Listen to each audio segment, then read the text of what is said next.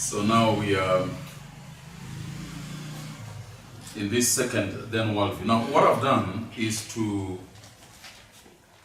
cluster lots of different shades of worldviews under three big heads.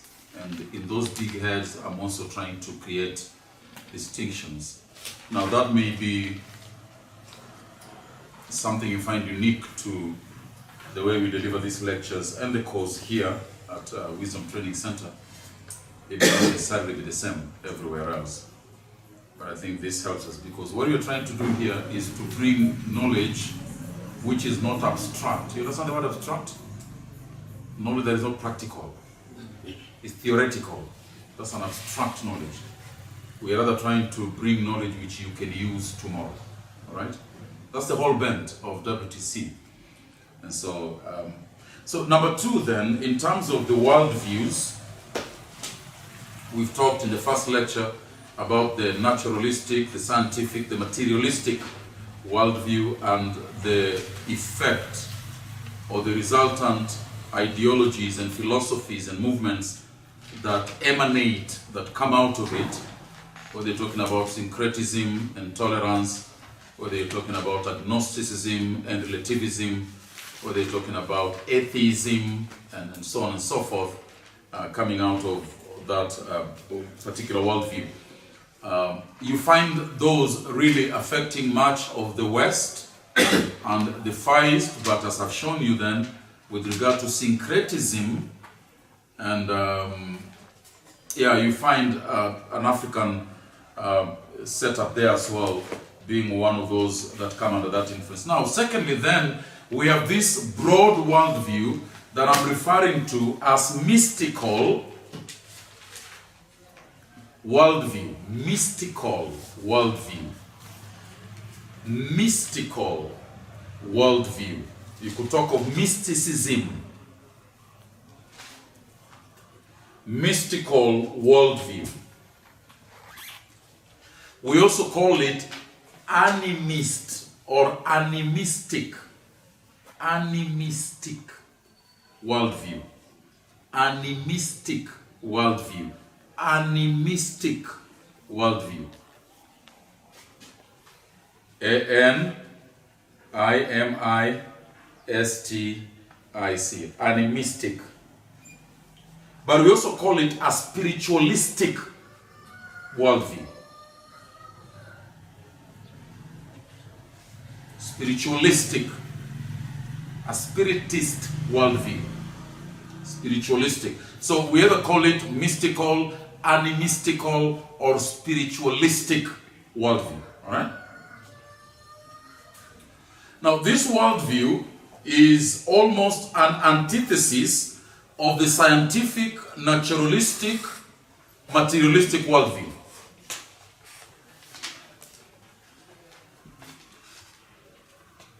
In the naturalistic, materialistic, scientific worldview, everything can and should be explained on the basis of empirical evidence.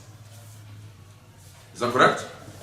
What we see, what we hear, what we touch, what we smell, what we taste. Something that can yield under experimentation. The animistic, mystical, spiritualistic worldview tends to go the opposite direction. That everything can and should be explained not from those five senses, but from something outside of those five senses.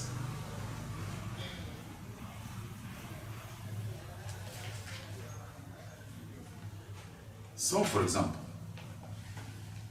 if you have a problem, say, with poverty, the naturalist, the materialist, the scientist will tell you, you are what you make yourself, isn't it? You are lazy. You are not fit enough. You are not intelligent. You didn't apply your mental powers, or maybe you didn't have the mental powers to begin with. That's why you are where you are. We can explain your situation, your predicament, the things that happen to you. We can explain them from an empirical point of view, from a rationalistic point of view, from experiment and result point of view. We can quantify your problems. We can qualify your problems. Mysticism, animism, spiritualicism goes the other way. That everything in the final analysis is explained from those things we don't see. There are other causes, okay, to what we see, what we hear, what we taste, what we touch, and what we smell. Things are not what they appear to be, says the spiritualist, the animist, the mystic. Things are not what they appear. There's always something behind things.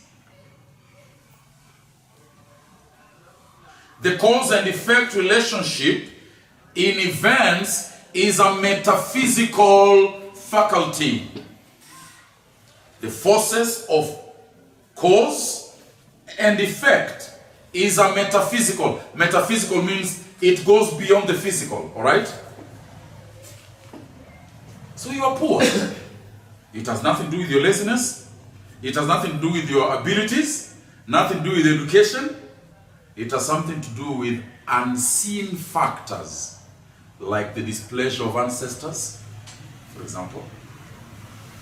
Like a curse, for example. Like a spell that was cast upon you, for example.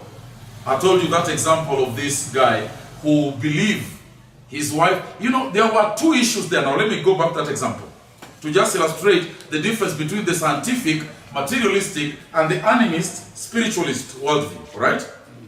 I know this lady who died. She had a problem giving birth to the first child way back in 2005 because she had a problem with the uterus. Well, they went to hospital. They were told the uterus has been perforated. There's a hole in the uterus. I think some sort of a cancer developing there. The doctor said, the only way to help you, because you've already had 5 children now, isn't it? Let's remove the uterus and you should be okay. Because she joined this war movement. See what I'm saying? She didn't believe in that kind of thing. The prophet said we can be healed. And the cause of my problem is not really my uterus.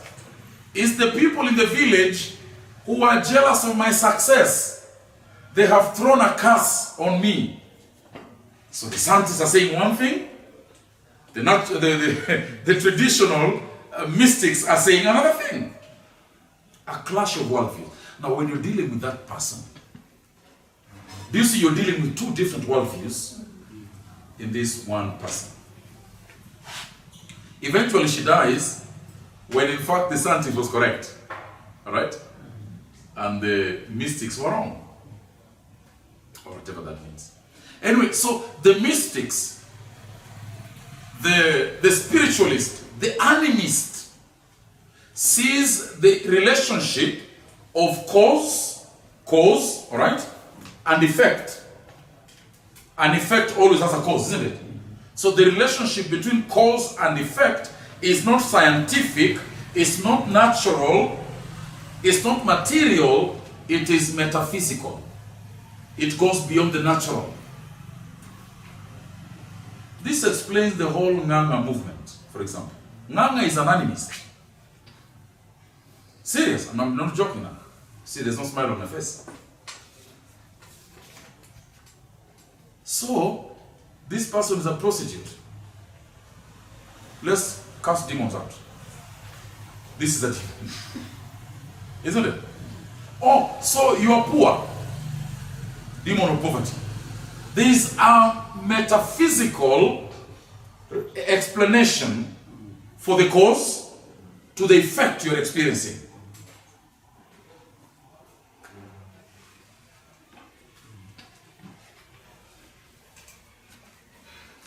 So I'm not giving birth, I'm barren, for example. That is not my problem. The problem is not in my uterus, not in my fallopian tubes, really, that's not the issue. The problem is not my sperm count, that's not the issue. No. The problem is elsewhere. There is an aunt who died barren, who doesn't want you to have children. And so we need to confront that auntie by spiritual warfare. Can you see the point? It's a worldview. It's a worldview. You know, there is something they are calling the caste system in India and other places, I think. Indians have that worldview that somehow some people are born in the lower caste, and whatever they do, they can never become anything, and they've accepted it. So in India, you find there are Indians who will always be working as housemaids, no matter what. They've been convinced that this is where we are. This is how we are made. And then there are those born in the higher caste. Even if they are stupid, they will be the rulers. It's a caste system. They see the relationship between cause and effect as being outside the natural realm. And you have got to be careful, especially with your own life, and also when dealing with other people in terms of counseling and Christian messaging. Because you might fall into this trap of seeing a demon in every problem, of seeing a curse in every situation. Well, sometimes just ask the person, have you seen a doctor about this issue? Have you seen a doctor? What did the doctor say? Did you find a second opinion? All right? What did the second opinion say? Because sometimes, by the way, the problem is so simple. So simple. Yet you put this person here with a lot of mystical analysis, you know, spiritual mapping. Let us find out your ancestry. What do your grandfather do? Oh, my grandfather was a wizard. Okay. Oh, really? Did he ever kill a person? I'm not sure, but I think yes. Oh. Now we begin to understand why you have anger issues. You're beginning to understand why you're always angry. And talk to me a little about your mother's side. Was there somebody who was very angry? And maybe this brother is a Kisii, for example. People are always angry. I mean, I'm stereotyping now. It's not very good. Yeah, no, not very good. You know, these are nurture. If I grew up in a family where my father was always angry, I'll tend to be an angry person. That's the way I know how to deal with things. Because remember, our children may never hear what we say, but they will always follow what we do. I used to beat my wife. Well, my son thinks this is the way a man of the house behaves, isn't it? When your family is going out of line, use the fist. There's no demon there. It's what he learned by seeing and hearing, observation. Then that information became a stronghold. That's what he believes. Women are to be beaten so that they can be brought into line, for example. You see the point? So I've got to know that sometimes it is not mystical. It is what they... So again, the last question we ended with, how far do we take psychological therapy? If at all, isn't it? Because there's space for it as well. There are some things which we've seen, we've learned them by observation. A spiritualist thinks differently. Now, having explained what mysticism and animism and spiritualism is all about, I want us to investigate about 4 things that we find arising from that kind of a worldview.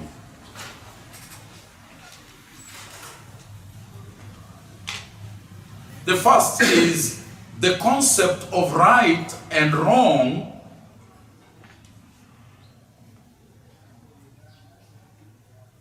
is seen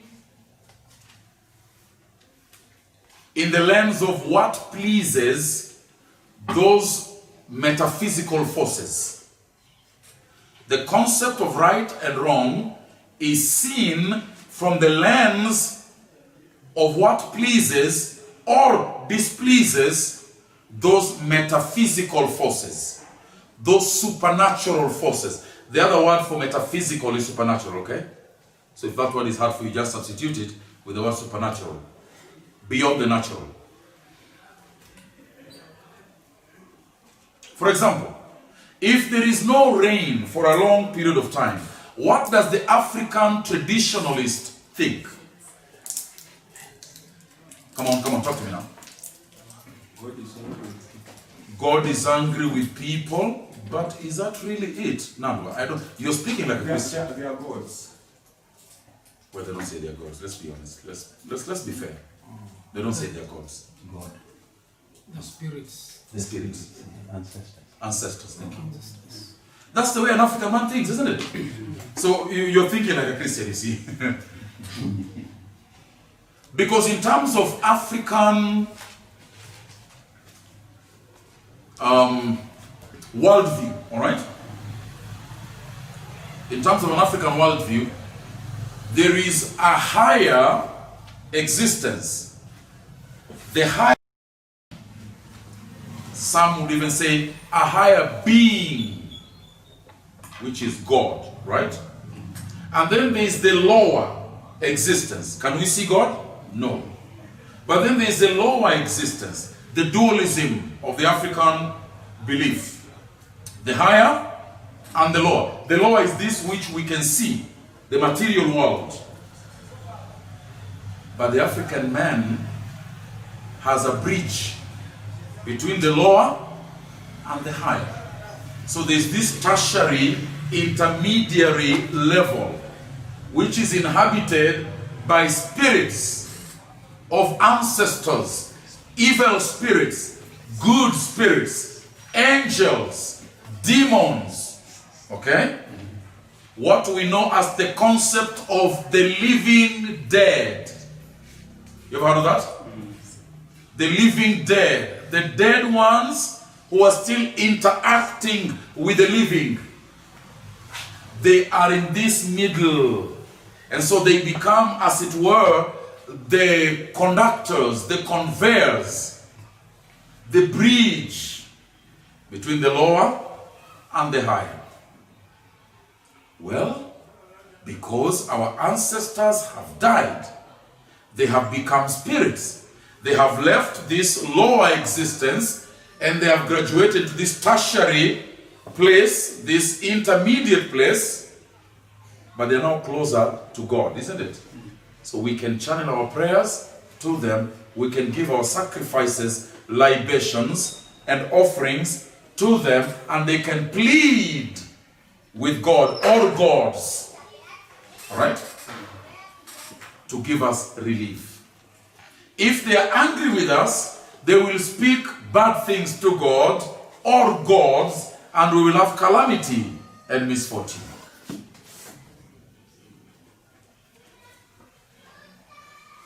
So that in terms of right and wrong is not seen with regard to the law of God. With regard to this ultimate authority which is God, we discussed that. Right and wrong becomes functions of how we relate to this intermediate level here.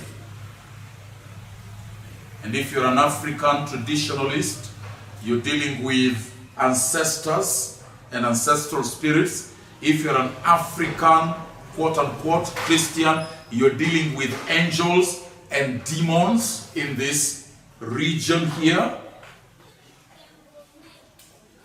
So right and wrong becomes a very difficult thing, isn't it?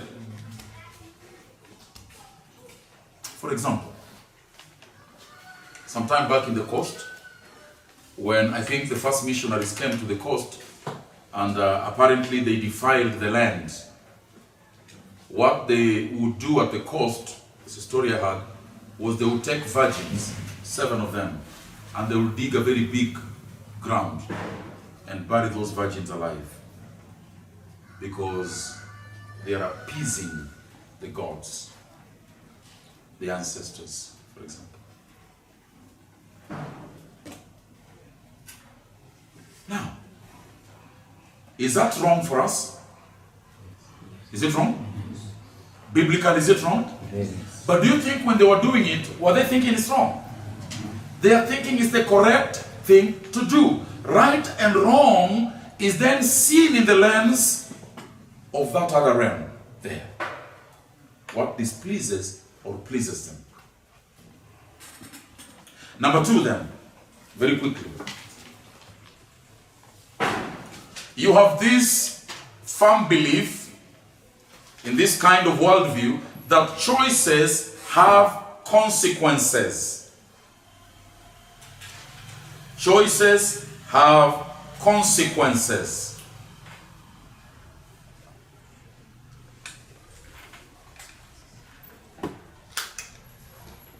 Wow. Choices have consequences. What I mean there is issues like illnesses, sicknesses, plagues, death, natural calamities are a result of the choices we make.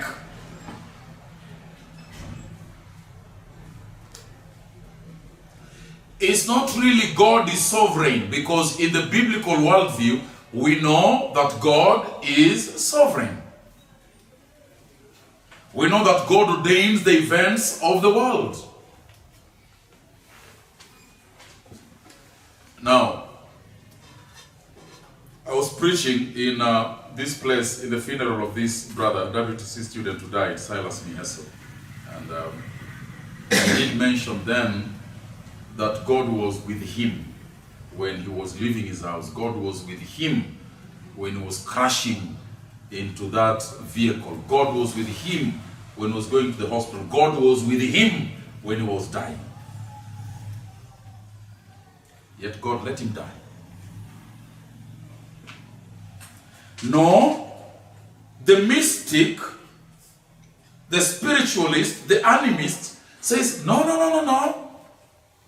That was a choice he made.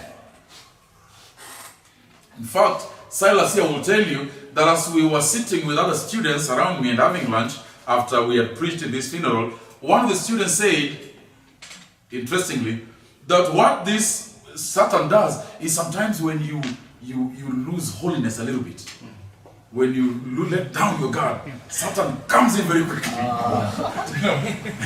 And so, again, you see, it's choices that we make have consequences. And I remember we were correcting him in that one there. So the whole blessing and curse motif, curses and blessings, is a result of this. The choices we make, the lives we live.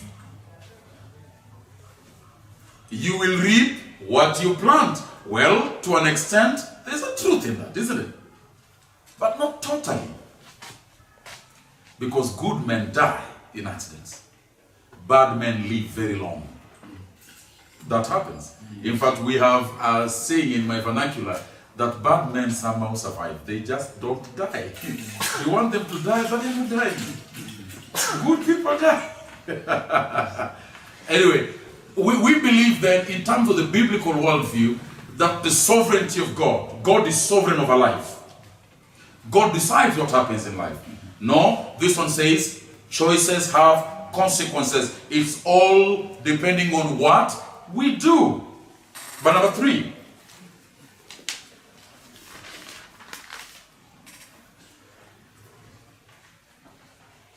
such issues like fate, F-A-T-E, fate, karma, K-A-R-M-A, karma, and the inevitability of situations. Inevitability of situations. Sometimes we call it fatalism. Fatalism. What will be, will be. I have no choice in the matter. What goes around comes around. Fate. Our lives are in the hands of the spirits and the gods. If they decide we live, we live. They decide we die, we die. This is the whole basis of the caste system in India. That decision has been made by the gods. I'm fated. This is my karma. I'll be poor and destitute. There's nothing I can do about it. You don't even try now. Because this is your karma. This is your fate. And usually they say, again, because they believe in choices of consequences, they believe in another life. You may have done wrong. The gods were displeased with you. So when you are reborn, the theory of reincarnation, when you are reborn in this world, you've been born in a lower caste. For example, in the other life, you were high. You were royalty, for example. But you did bad. You displeased the spirits. And then you died. You rose. You were incarnated, now in a lower caste.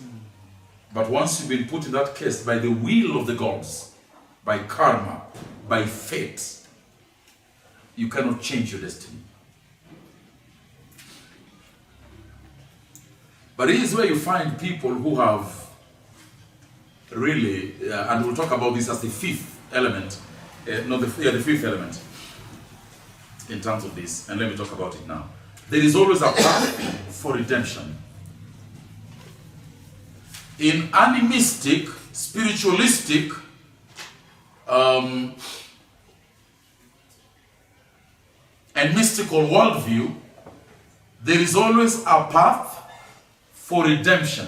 They provide a path for redemption. So you have displeased the gods. So you have displeased the ancestors. We have a path of redemption. Sometimes it is what? Go take a black chicken, take a she-goat, bring them on this mountain or in this cave, slaughter them, for example.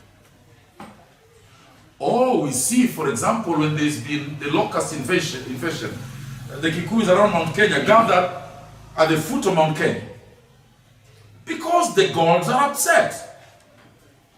That's why we have this. And so they offered prayers at the foot of Mount Kenya. There is always a path for redemption. Among the Luos, if there is a calamity, there is a problem, they will go at the foot of Gotramogi or the Kitmikai stones. And there they will offer their libations and sacrifices. A path for redemption. Well, you can change your destiny if you follow the path of redemption. You can turn a curse into a blessing if you follow the path for redemption. Now, most of the word of faith theology is really mystic, animistic, because they provide these paths for redemption. Whether it's about giving a seed offering, or whether it's about going to pray in the mountain for how many days, or whether it's about this and the other thing, whether it's about going back to your past and cancelling ancestral ties. You know, what do we say? Vunja, kataa yale mahusiano ya, Vunja misingi. Vunja misingi. Destroy the altars. This is a path for redemption. You're going to be redeemed. You're going to be brought back to a place where it's all okay now. This is the thinking you have. Sometimes it is baptized in Christian language, but it is simply animistic. Path for redemption. Now, fifth then, and this is quite interesting, what animistic, spiritualistic, and mystical worldview results in is a highly regulated religion of works. A highly regulated religion or ethics of works.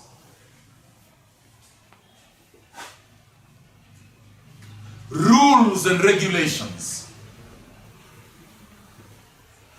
A highly regulated religion of works or ethics. Rules.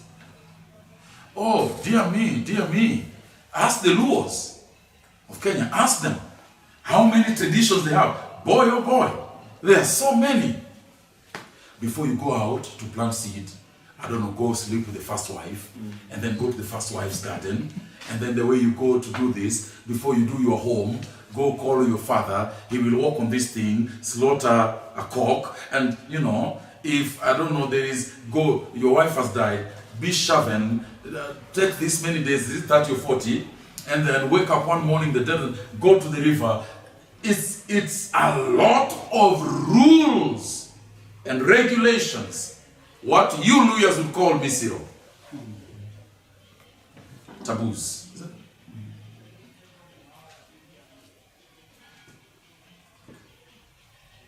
That results from this kind of worldview. Because remember, choices have consequences. And there is a path for redemption. It's all in my hands. I am the cause of this. I must be the cause of making it right.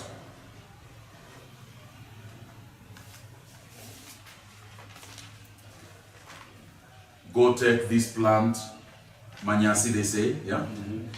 Do this, drink it together as a family, do the other thing. Because that's the path for redemption, to undo the mistake or a curse that was placed on you. So there is a path for redemption. A path for redemption. So then it develops a highly regulated religion of rules and ethics. Very highly regulated. People are always watching what they say, what they eat, where they go, who they meet, how they sleep, who they marry. It's terrible. It's terrible.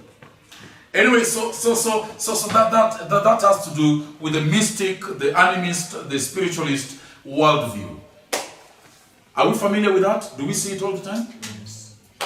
You, as a Christian minister, are called to minister, to preach in that context, to offer counseling in that context, to deal with problems arising from that context. But the third worldview then, that we're going to deal with,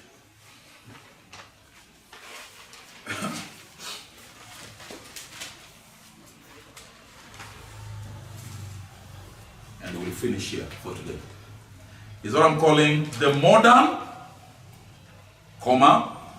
postmodern, and post-Christian worldviews. The modern, postmodern, and post-Christian worldviews.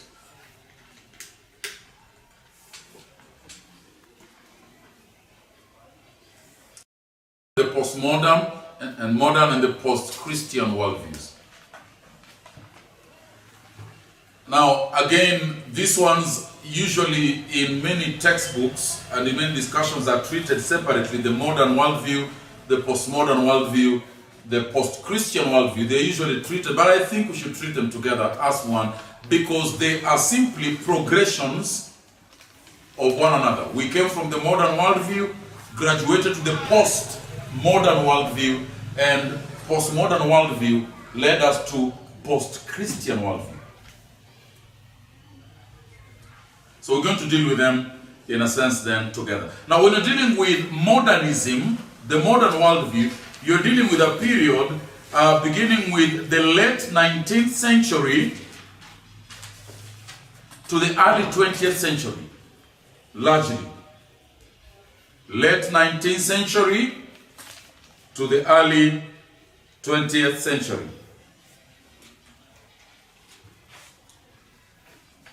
Now there's a lot to say here, which we don't have time to talk about, but two words are important when you're dealing with the modern worldview. Two words are important.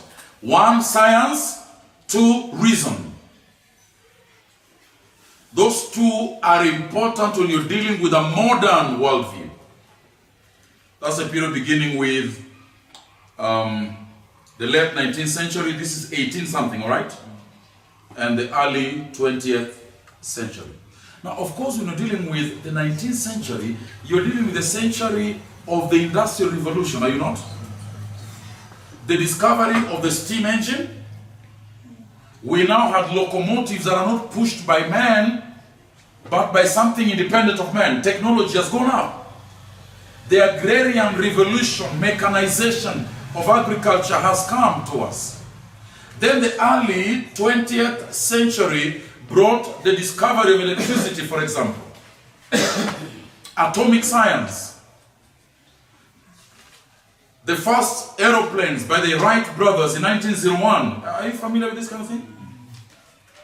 So basically, man is a master of his own destiny. What has helped him? Science and reason.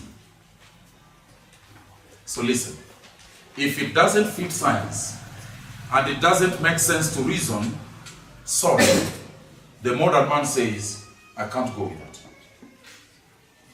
For example, in the Bible we read, Sharon, that Jesus walked on water. Now science tells us that the law of density is such that the weight and volume relate, I think, in inverse proportionality, I think they say. I'm not sure I'm getting that correct. But the layman's language is, if you have something weighty put in water, it will sink. If the weight is more than the water density, it will sink. That's science. You're telling me Jesus walked on water? Was he lighter than water? So the two words in terms of the modern thinking is science and reason. Okay, the Christian teaching is this. There is but one God, the Trinity, who eternally and necessarily exists in three distinct persons. Distinct persons. They are not one. They are distinct. The Father, the Son, and the Holy Spirit. Each of these persons is fully God. Yet not three gods, but one God. 1 equals 3, 3 equals 1. How does that make sense? The modern man says, excuse me, I have no time for such nonsense. Are you following what I'm saying then? The operative words for the modern man is science and reason. And that went on for a time. But science and reason grew and had sway in culture, in music, in art, and what developed was universal standards. Are you following what I'm saying? Universal standards. For example, science tells us that, well, I'm trying to think of an example here to sort of illustrate the standards that came out of this. Norms. The United Nations. How can United Nations exist, for example, if there are no universal agreed standards?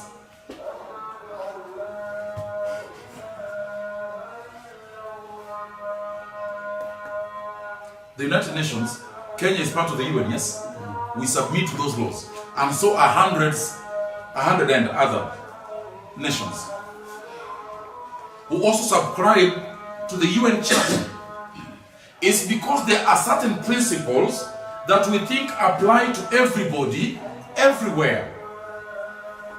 In the words of the American Declaration of Independence, they say, we hold these truths to be self-evident, that every man was created equal. So the equality of man becomes a universal norm.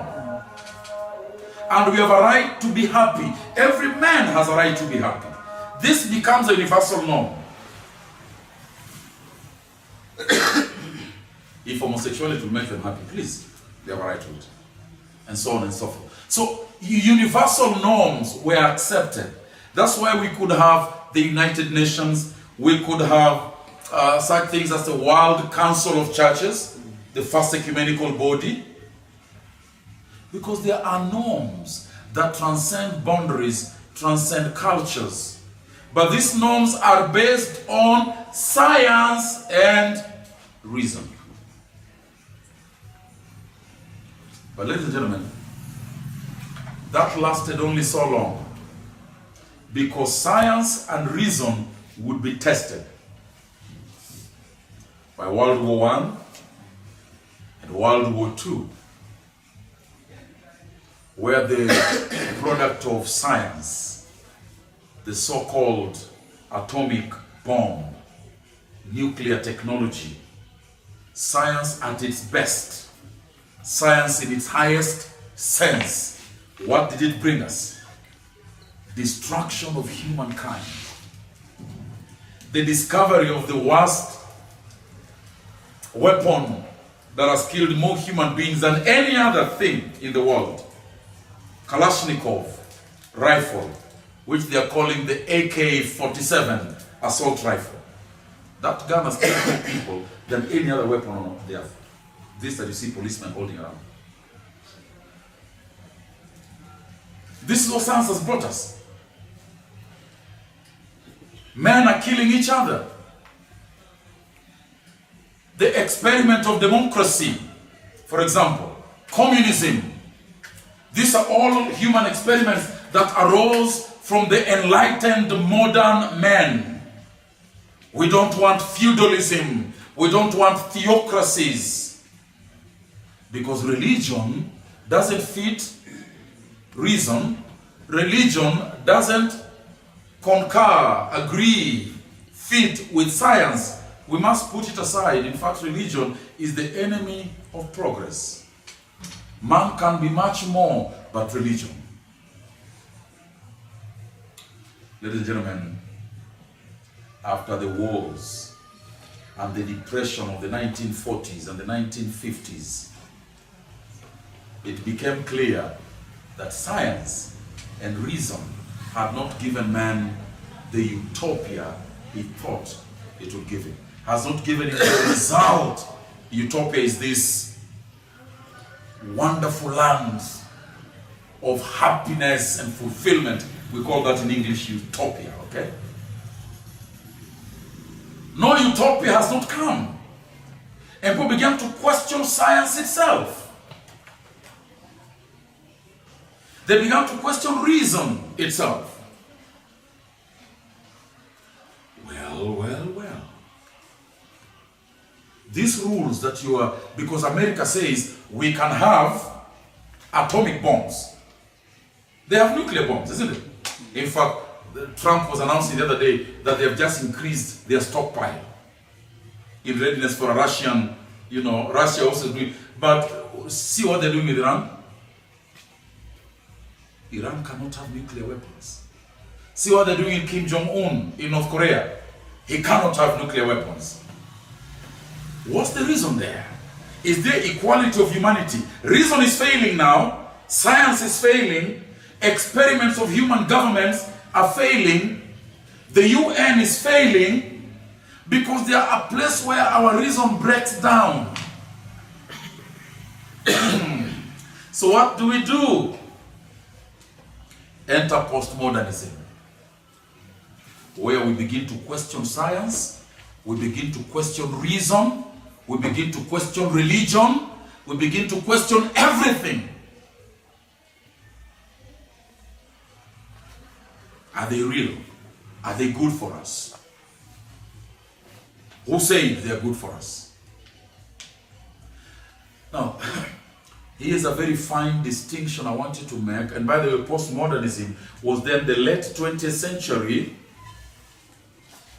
mid to late 20th century.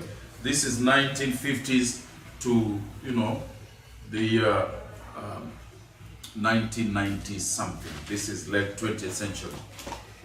Mid to late 20th century. After the world wars, primarily actually, we began to have that question.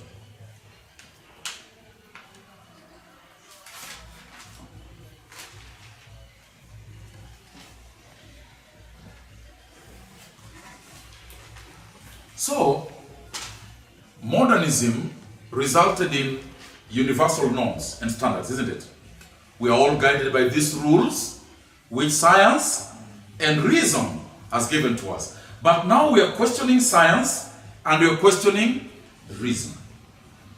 Because science itself will stand on its head. Some things science said found out not to be true, and so on and so forth. Human experiments have collapsed. World wars have come. Democracies and socialism hasn't resulted in the utopia that we're looking for. So we are questioning everything. Now, instead of the norms and established rules, the standard went back to the individual. There are no rules, there are no standards. The individual is the rule, the individual is the standard. Postmodernism. What makes sense to me? What is good for me may not be good for the country. This is what we're calling egalitarian society. Individual rights and freedoms. There is no rule now. Every man for himself. So then what postmodernism resulted in is that there is no absolute truth. Truth is an illusion, they say. Your truth is not my truth, so don't put it on me. Truth and error are synonymous. No? What is fact today may be false tomorrow, for example. What science says today may be refuted tomorrow. So we cannot live our lives with so-called facts and truths. They keep changing. So let the individual decide his life as he goes along.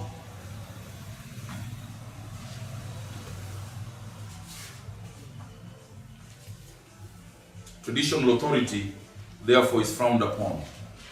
We do not bow to authority. Authority over who? Who made you authority over me? You know? Question everything. I am my own authority.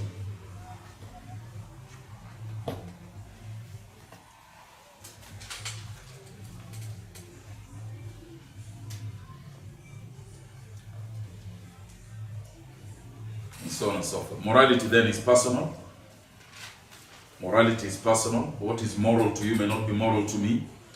Globalization. The idea that all religions are valid if it works for you. If it doesn't work for you, it works for me. Liberal ethics. Of course, we've talked about liberalism. Environmentalists, and so on and so forth. But the last one, the modern, postmodern, post-Christian, is where Christianity in fact is viewed not just as one of the tolerable religions, but as an enemy of humanity.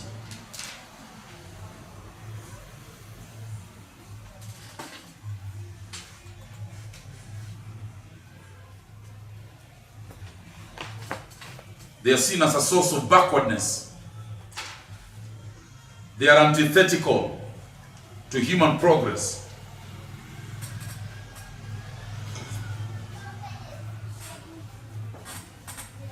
You talk about the Bible, people look at you as, which world did you come from? You talk about Christ, you talk about God, and people are saying, look, he's still in Stone Age. These are the ideas which have held the world back. It's a post-Christian era.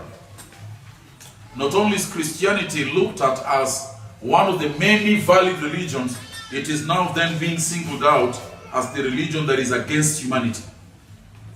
and is to be put down. This is a very active thing in the USA. This is a very active thing in Europe. Christianity. If you've watched Mr. Richard Dawkins' The God Delusion, I've watched that documentary. It's a horrible documentary. He's literally fighting Christianity, and he's saying it is the cause of world problems. So not just that Christianity now is one of the many religions now. No, it is an enemy to be fought and to be put down. We're talking about a post-Christian worldview and era and culture. Now, we will stop there for today. When we come back tomorrow, I want us to deal with the Christian biblical worldview, which we have touched upon before in one of the lectures, but we will touch upon it again just very shortly.